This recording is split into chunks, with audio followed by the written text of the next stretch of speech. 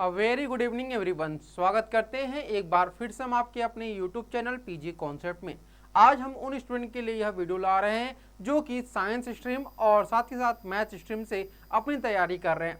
आप सभी को पता है कि DU की तैयारी करिए या फिर BHU की तैयारी करिए, अब दोनों का एग्जामिनेशन सेम हो रहा है। जी हाँ बिल्कुल, अब आप लोगों को एक पेपर के द्वारा दोनों स्ट्रीम में एडमिशन का मौका मिलने जा रहा है। तो अब इस मौके को आप लोग भुना दीजिए, और भुनाने के लिए क्या करना है आपको कि केवल एक ही काम करिए। सबसे पहले अपना सिलेबस समझिए कि आपका सिलेबस क्या, क्योंकि कहा जाता है कि अगर कोई भी घर का निर्माण आप कर रहे हैं तो उसका जो नींव है वो मजबूत होना चाहिए। तो सेम वही चीज होता है कि किसी भी परीक्षा की तैयारी कर रहे हैं आप लोग, तो आप लोग के जो सिलेबस है वो आपको पता होना चाहिए। अगर आप सिलेबस कवर कर लेते हैं तो आपका 20% सिलेबस मतलब कोर्स जो होता है वो उसी वक्त कवर हो जाता है। तो आज जो हम लोग बात करेंगे वह साइंस स्ट्रीम और मैथ स्ट्रीम दोनों स्टूडेंट के लिए बात करेंगे। अब आप लोग बोलेंगे सर ये दोनों स्ट्रीम का एक ही सिलेबस कैसे है, तो आपको बता दें कि साइंस स्ट्रीम हो या फिर मैथ स्ट्रीम हो, दोनों में आप लोगों का कंप्यूटर जो है वह कॉमन एक सब्जेक्ट होता है। और इस कॉमन सब्जेक्ट में आप लोगों को क्या होता है कि दोनों का पेपर चाहे किसी भी आपका डे पर देखिए, चाहे आप 2023 का देखिए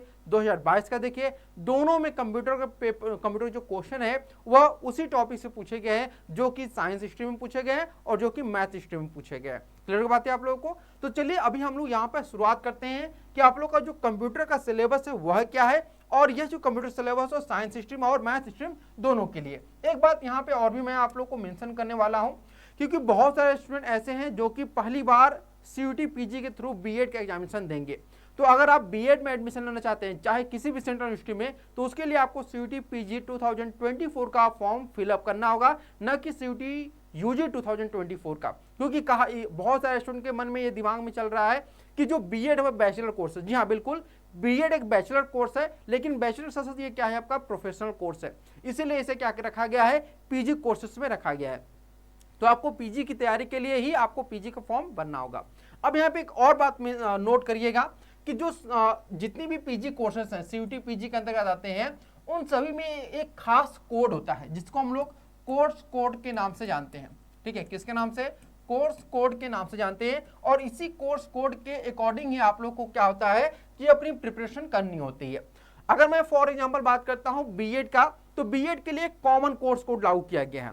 ठीक है, उसी प्रकार के जो अदर कोर्सेस हैं उनके लिए अलग कोर्स लागू किया गया। क्योंकि हम इस वीडियो में केवल बीएड की बात करेंगे, तो मैं अगर बात करूं कि बीएड का कोर्स कोड क्या है, तो इसमें आप लोग का अलग कोर्स है, जैसे COQP 03, COQP 04, COQP 05 और COQP 06, साथ ही साथ COQP 07। अब ये सारे कोर्स जो आप लोग देख रहे हैं ये सभी अलग अलग स्ट्रीम के स्टूडेंट के लिए है।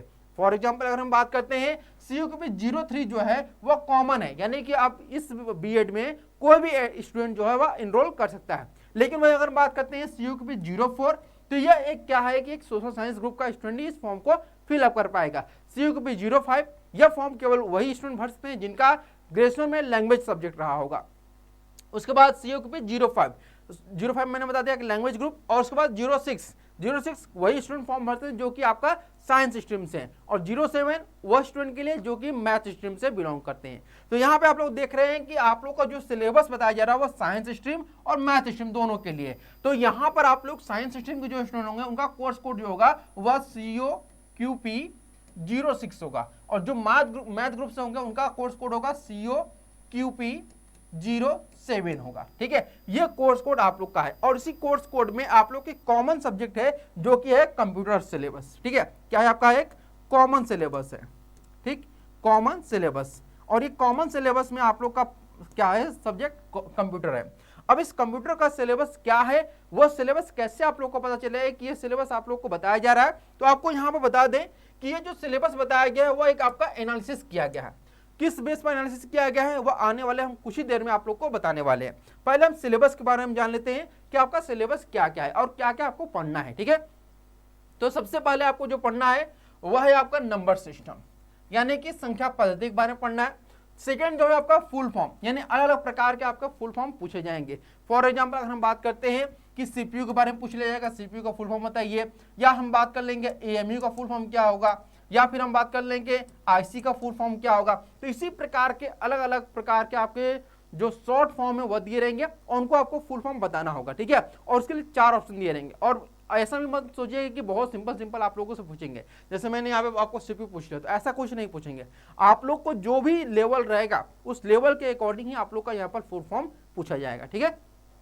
अब बात करते हैं fundamental of computer. Fundamental of computer में आप लोग की जनरेशन के बारे में पूछा जाएगा, जैसे कंप्यूटर की 5 पीढ़ियां होती हैं तो कंप्यूटर 5 पीढ़ियों के बारे में पूछ लिया जाएगा। साथ ही साथ कंप्यूटर के जो कहते हैं सॉफ्टवेयर है, हार्डवेयर है, आईसी है, इन सभी के बारे में आप लोगों से पूछा जाएगा। इनफैक्ट आप लोगों से कंप्यूटर का जो मतलब इंट्रोडक्शन है वहां से पूछा जाएगा, कंप्यूटर की शुरुआत कैसे हुई, कंप्यूटर के पिता कौन है, ये सब कुछ आप लोग का फंडामेंटल ऑफ कंप्यूटर के टॉपिक में इंक्लूड रहेगा, ठीक है। तो आप लोग एक एक चीज को ध्यानपूर्वक पढ़िएगा और इसी वीडियो के साथ आप लोग एक और अनाउंसमेंट करने वाले हैं, अनाउंसमेंट कि आप लोग की YouTube पर अब जो है वह प्रीवियस ईयर पेपर जितने भी कंप्यूटर के रहे हैं वो सभी एक सीरीज के तौर पर चलाई जाएगी। ये सीरीज जो है वह दोनों स्टूडेंट के लिए फ्रूटफुल रहेगा, चाहे वह आप कह सकते हैं कि साइंस स्ट्रीम के रहिए या फिर मैथ स्ट्रीम के रहिए, ठीक है। तो अगर आप चाहते हैं कि साइंस स्ट्रीम और मैथ स्ट्रीम के लिए यह एक सीरीज चलाई जाए प्रीवियस ईयर पेपर की, कंप्यूटर की हो या फिर टीचिंग एप्टीट्यूड की, तो आप लोग कमेंट बॉक्स में यस जरूर लिखिएगा।